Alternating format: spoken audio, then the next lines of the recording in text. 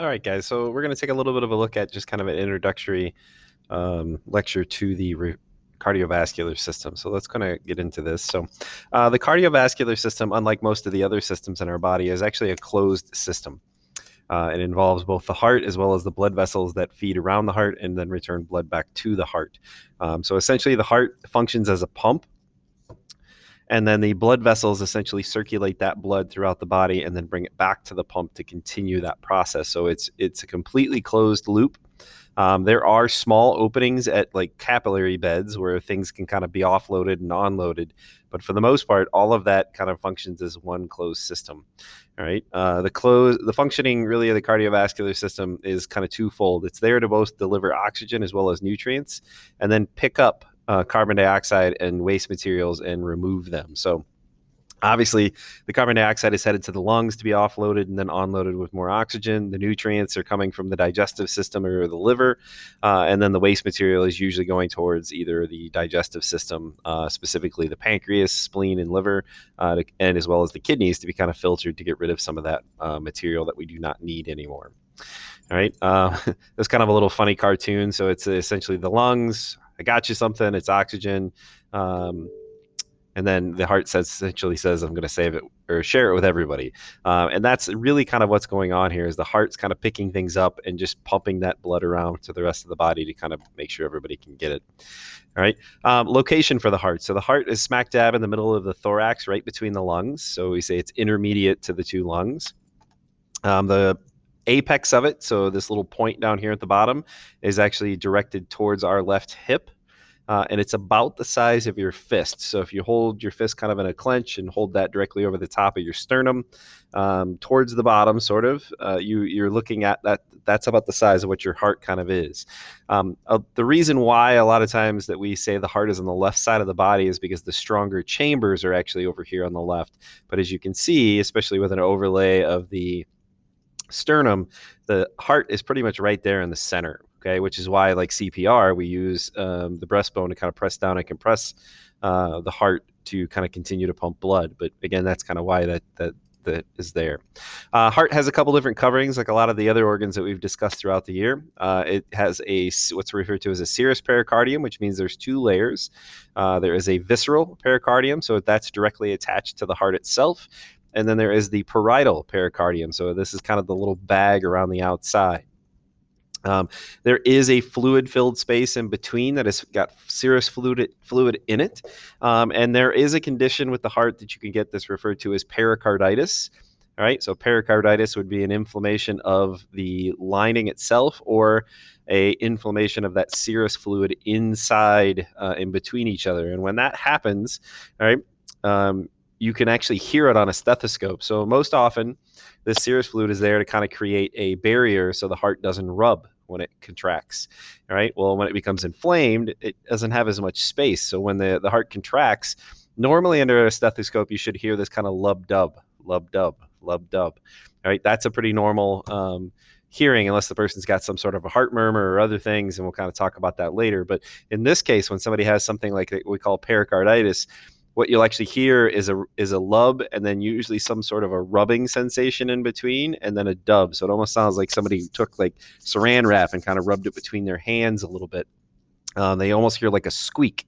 All right. And then usually the patient will complain that they're having painful kind of a chest pain in and around their heart because as the heart's beating, it's rubbing every time it does that. All right. This is just another view of that kind of membrane. You can see this is actually a sheep's heart here, the same ones we would kind of get to dissect in class. Most of the ones that we see don't have this pericardium, this outer layer kind of there, or the parietal pericardium, but you will see the visceral pericardium. It's very hardly attached to the muscle itself, but you can actually peel it away. But again, this bag portion is the parietal, and then the visceral portion is right here on top of the heart itself. We actually see this more when we do brain dissections. We see a lot more of that kind of peeling away of that layer, but in this case we don't see this. This slide is just going back over what those serous membranes are, and just kind of showing the different ones we have. Again, we're referring to specifically in this unit the parietal and visceral pericardiums. Visceral is on the heart, parietal is away from the heart. Okay. So we got to kind of remember those two couple things. This is just a picture of all of the external anatomy of the heart. We are going to do a little bit of a quiz that's going to go over this. So I would make sure you kind of take a look at this. There's a couple of pages in your workbook that do this as well. But this is one of the things that you're going to want to make sure that you take a look at. Now, one of the easiest things I think to do is remember that when you're looking at this heart, you're looking at the patient's heart. So we refer to the right side of the patient's heart, which is essentially us looking at it the left side, and the left side is the right side while we're looking at it, but that's patient's right and patient's left. Okay, so you notice that a lot of the stuff over here on this side all says right. Right, that's one of the ways that I kind of helps me put things back together. That I know that anything that starts with a right is going to go over here, anything that starts with the left is going over here. The other thing that's helpful is to know that the right side of the heart deals with pulmonary stuff. All right, so all of this stuff over here is coming back from the body and then going to the lungs. So these are the pulmonary arteries up here at the top. Everything on the left side of the heart is coming from the lungs and going back to the body through the aorta up here at the top. All right, so let's just kind of walk down through these fairly quickly. So you can see these two large blue vessels over here on the right side. They're both dumping into the top portion of the heart. These are your vena cava. So the upper portion is the superior vena cava. It's on the top side of the heart.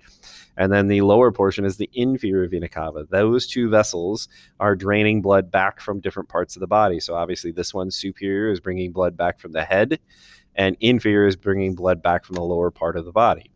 All right. Next in line here is this is a brachiocephalic artery. This goes with the aorta.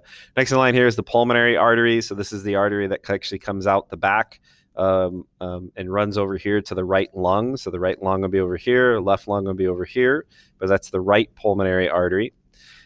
Next one in line is ascending aorta. Ascending means the portion that's going upwards. So this is the very first portion coming up out of the bottom of the heart over here. So it's coming up out of the left ventricle. All right. Right pulmonary veins. So these are the two coming back from the heart. All right. Or sorry, from the lungs to the heart. So these are coming back in and actually dumping into the left atrium. The right atrium is the upper chamber on the right side of the heart here. Especially in ours, as well as most other organisms, it looks sort of like a little kind of flapper ear.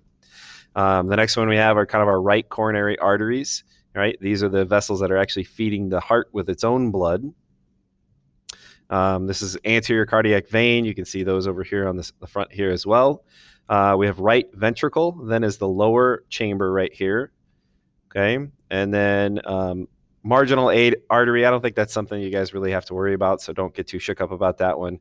Same thing with a small cardiac vein, but again, the inferior vena cava here at the bottom. So when we look at it in terms of the way the blood flows into this right side, blood either is coming in from the vena cava or coming up from the inferior vena cava, but it's dumping into this atrium and then it's flowing down into the ventricle, and then it's going to go back up to go out to the lungs through the pulmonary arteries. On the left side, we got some of the same kind of stuff. So left common carotid, all right, so that's the left atrium, all right, subclavian artery, we can see that up here at the top. These will come into play a little bit more when we start talking about arteries and veins. The aortic arch is the aorta itself. I wouldn't get too worried about this ligament, but these are specifically what you need to know. So left pulmonary artery, this is going to the left lung. Right pulmonary veins, these are coming back from the lungs. All right. Right atrium, the little flap over here, or sorry, left atrium, the little flap over here on the left side. Auricle is essentially just the upper portion here of the atrium itself. All right. I wouldn't worry too much about the circumflexual artery or the left coronary artery. It's not a big deal. We have the left ventricle is the lower chamber here in the heart. All right. Again, next one I would worry more about is then the apex, which is down here at the bottom. Okay. So let me kind of go through and I'll draw through the ones I don't think you really need to worry so much about until we kind of get to those. So again, brachiocephalic artery, not a big deal. I'm going to say don't worry about too much about the ascending aorta there. Pulmonary trunk, you're going to need right pulmonary veins. I wouldn't get too shook up about these. I'll make sure that we don't need those. All right, anterior cardiac vein, again, you don't need. And then these guys down here. So those are the big ones you kind of need over there on that side. Left side, same thing. We can kind of cross some of these out. We do need that aortic arch, ligamentous anteriosum, not a big deal. Left pulmonary arteries and veins, we do need I wouldn't get too shook up about the auricle. Circumferential artery, not a big deal. Neither of those. Uh, that one as well. And then we got this one here. So mostly the larger kind of bolded sections, those are the ones we'll kind of look at. We'll have a little bit of a diagram for you guys that we'll give you for homework as well that kind of goes through those. But this is some of the stuff that will be on a little bit of a quiz that you're going to need to know just kind of where those parts are.